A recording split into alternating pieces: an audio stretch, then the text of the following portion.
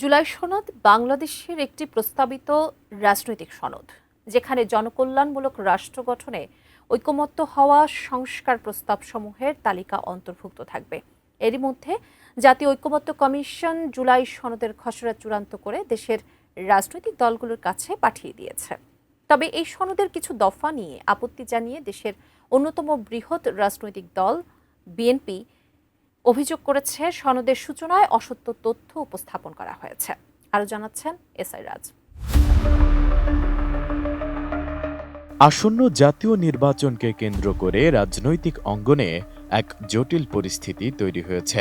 জুলাই সনদের আইনি বৈধতা এবং আনুপাতিক প্রতিনিধিত্ব বা পিআর পদ্ধতির নির্বাচন ব্যবস্থা নিয়ে দলগুলো কার্যত দুই ভাগে বিভক্ত হয়ে পড়েছে, যার একদিকে রয়েছে বিএনপি ও তার সমমনা জোট এবং অন্যদিকে জামাত ও এনসিপির মতো দলগুলো।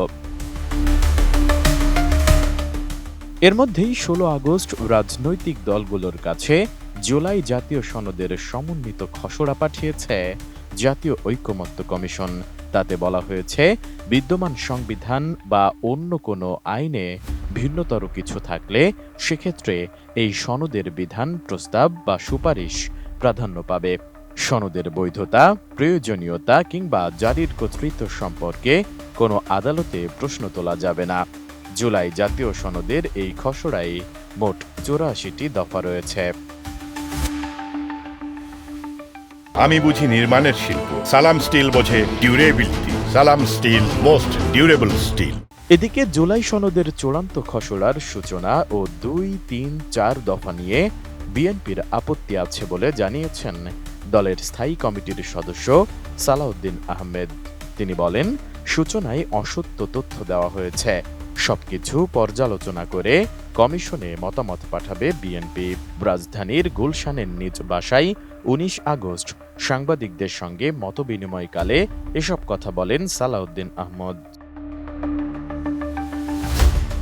বিএনপির এই নেতা জানান, কিছু কিছু বিষয় আলোচনা না হলেও তা জুলাই সনদে রাখা হয়েছে। এছাড়া কিছু বিষয়ে সঠিকভাবে উপস্থাপন হয়নি।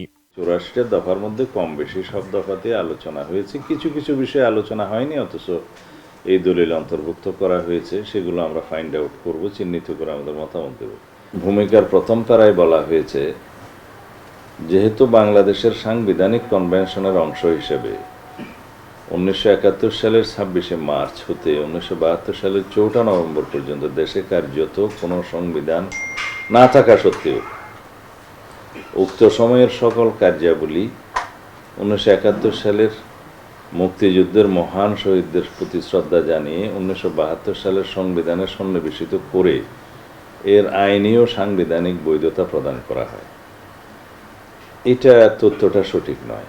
সালাউদ্দিন আহমেদ বলেন, সংবিধানের ওপর জুলাই জাতীয় সনদ রাখলে ভবিষ্যতের জন্য একটি খারাপ নজির স্থাপন হবে।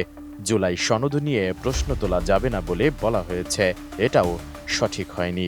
আমরা সংবিধানের মধ্যে থেকে আইনি, বৈধ এবং সাংবিধানিক প্রক্রিয়ায় কিভাবে এই সমঝোতা দলিলটাকে গ্রহণ করতে পারি, বাস্তবায়ন করতে পারি, সেই চিন্তায় আমাদেরকে করতে হবে।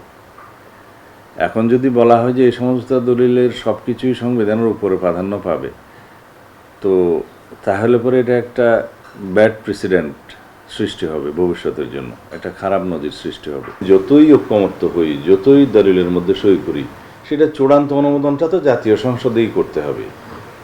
এই বিষয়টা যেন আমরা মাথায় রাখি।